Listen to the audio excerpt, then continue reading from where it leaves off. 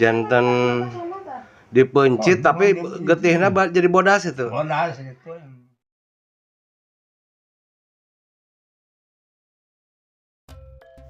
Assalamualaikum warahmatullahi wabarakatuh. Ngaran tempat jeung istilah hiji daerah tangtu ngandung sejarah anu henteu leupas jeung carita-carita zaman baheula. Carita zaman baheula kababawa nepi ka zaman ayeuna kitu, bro.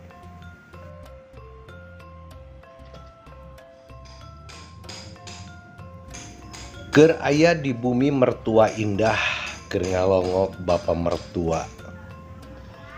Weekend ngalongok bapa mertua. Keur teu sehat ogenan ditanya we bapa mertua dalam Subanagara. Dalam Subanagara mah teh ieu Anu dipitnah teh aku asusila teh eta kurakyatna.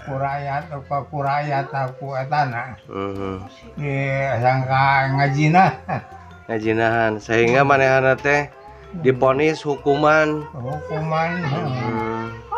jantan dipencit tapi getihna jadi bodas itu. Bodas gitu. Jadi manehana tos susumbar katanya.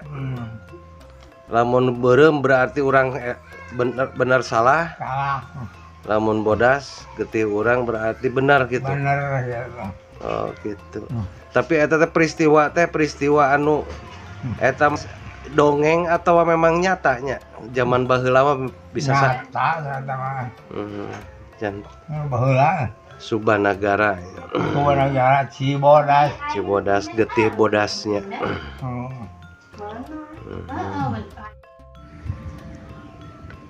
Purbaratu Subanagara.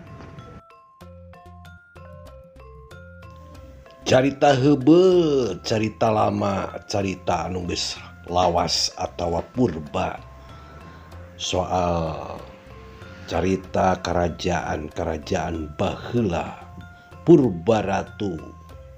Ratuna anu geus heubeul, anu geus zaman ti baheula babaheula, bro. Purbaratu carita raja-raja baheula nu diguar zaman ayeuna kitu, bro. Di hiji tempat, di hiji daerah, ngaran tempat ngaran daerah boga carita jeung sejarah kitu, bro. Rumah kuno zaman Walanda direnovasi zaman now, zaman ayeuna masih aya di Purbaratu.